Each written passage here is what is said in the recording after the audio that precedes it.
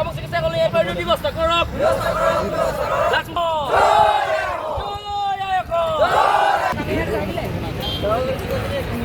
জিন্দাবাদ জিন্দাবাদ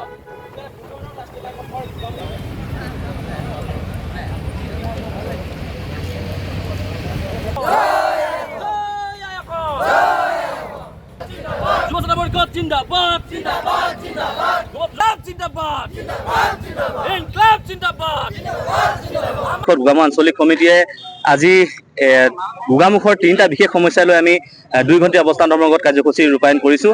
আমি ইয়াৰে প্ৰথম আমি দাবী হিচাপে আমি লৈছিলোঁ গোগামুখৰ যি গোগাজান নামৰ এটা খুঁটি আছে য'ত গোগামুখৰ মাছ মজিদি বৈ গৈছে, সেই খুঁটিটো যুগ যুগ ধৰি বৈ আহিছে, বছৰ বছৰ বৈ আহিছে, কিন্তু গোগামুখৰ কেইজনমান বিশেষ ব্যক্তিয়ে সেই গোগাজানৰ খুঁটিটোৰ ওপৰত তেখেতলোকে বেদখলভাৱে দখল কৰি তেখেতলোকে নিজৰ মুনাফাৰ স্বাৰ্থত তেখেতসকলে কি কৰিছে ব্যৱসায় প্ৰতিষ্ঠান হওক বা ঘৰ নিৰ্মাণ কৰা পৰিলক্ষিত হৈছে।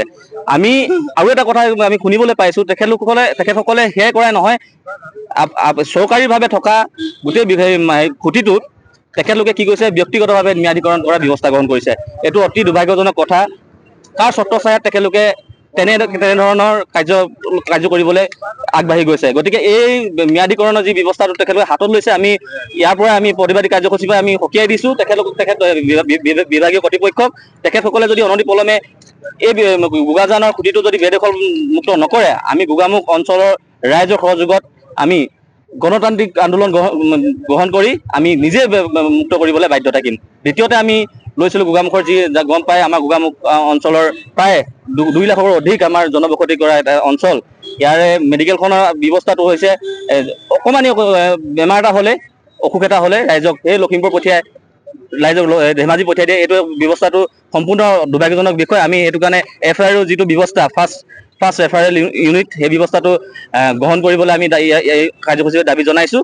যিহেতু 2015 চনত সেই সময়ৰ স্বাস্থ্যমন্ত্ৰীগৰাকী বৰ্তমান মুখ্যমন্ত্ৰী ডক্টৰ হিমন্ত বিশ্ব শৰ্মা ডাঙৰীয়া গোগামুখত আহোঁতে আমাৰ যুৱ ছাত্ৰ পৰিষদৰ এটা সঁজাতি দলে তেখেতৰ লগত কথোপকথন কৰিছিল। আমাক যুৱ ছাত্ৰ পৰিষদে আশ্বাস প্ৰদান কৰিছিল যে এই ব্যৱস্থাটো আমি সোনকালে কৰাই দিম, কিন্তু আজি প্ৰায় ইমান বছৰ যোৱাৰ পাছতো কোনো ব্যৱস্থা গ্ৰহণ নকৰিলে।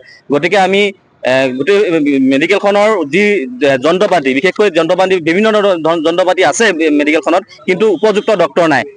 সেইটো অতিকৈ দুৰ্ভাগ্যজনক কথা। আৰু ৰেফাৰেল ফাৰ্ষ্ট ইউনিট যিটো ব্যৱস্থা সেইটো অতিশীঘ্ৰে কৰি দিবলৈ আমি দাবী জনাইছোঁ। আৰু তৃতীয়তে ড্ৰাগছ মুক্ত সমাজ গঢ় দিয়াৰ ব্যৱস্থা, সেই ব্যৱস্থাটো গম পাইছে অসমৰ লগতে গোগামুখৰ বিভিন্ন অলিয়ে গলিয়ে ড্ৰাগছৰ যি ৰমৰমীয়া বেহা চলিছে। আমি জানিব পৰা মতে আৰক্ষী প্ৰশাসনে যথেষ্ট কষ্ট কৰিছে, কিন্তু পুলি পোখালি উঘালিবলৈ এতিয়াও সক্ষম হোৱা নাই।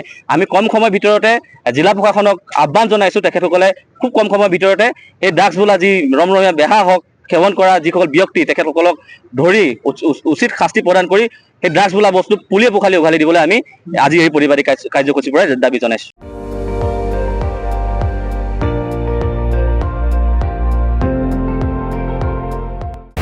আপুনি চাই আছে ND24, সৰ্বশ্ৰেষ্ঠ নহয় সৰ্বোত্তমৰ দৌৰত।